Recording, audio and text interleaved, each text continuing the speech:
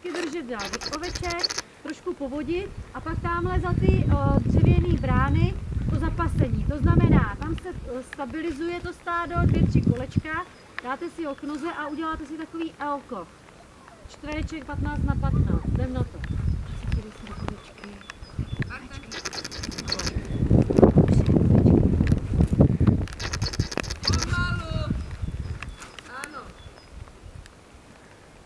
A klidně si ho tam zalehněte a běžte někam.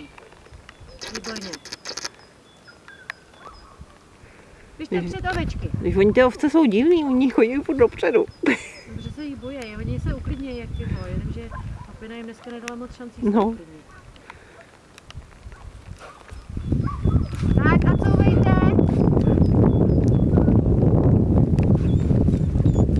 Se těšíš, jo, takhle. A couvejte, ať trošku někam jdete, jak se budete točit jenom na místě, se Bár bude nudit. Z toho nepouštět už celý kola, jo, aby byl jenom vzadu. Klacek do druhé, tak.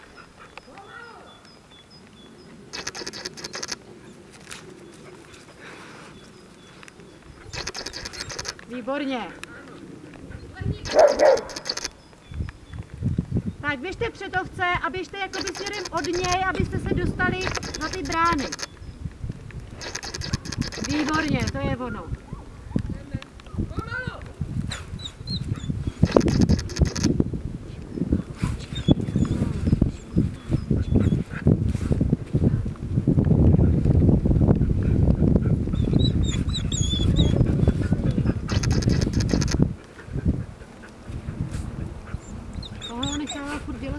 Aha. Já jí řeknu. Ona stojí na místě totiž a... Jo, a točí se, no. Jestli to máš nafilmovaný, tak to bude super, jo. Se uvidí. Jo. Můžete si to pak rozebrat. Jo. Navzájem. Jo. Si říct, co jsme blbý.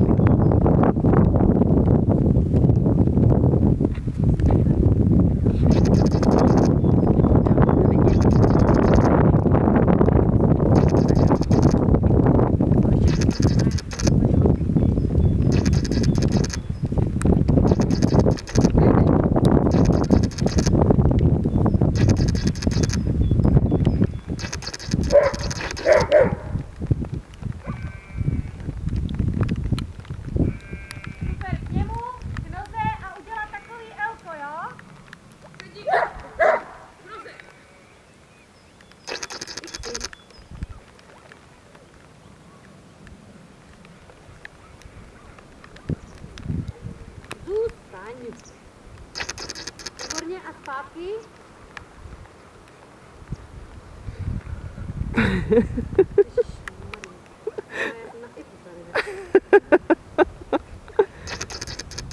Tak to ten pes už má v sobě zakódovaný, že už prostě i s tím očním kontaktem. Vidíš, jak se to v něm pere? Jo. Ovce, tak. Položit, běžte blíž k ovcím, udělejte 1-2 kolečka, pochválíme a pojďte pryč, nechte je tam stát.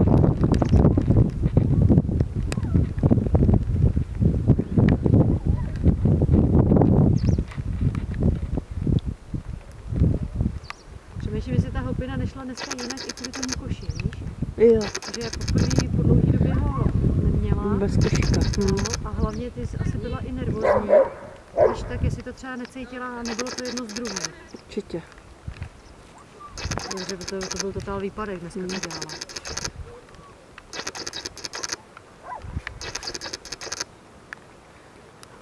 No, a to jinak... bude vidět na videu, proč tam nechce jít pěkně potom. No.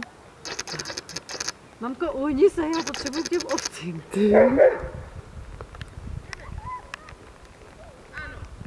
Super. Zastavíme, pochválíme a pojďte s ním stranou. Tak. Běžte k němu, strašně ho pochvalte a pojďte sem.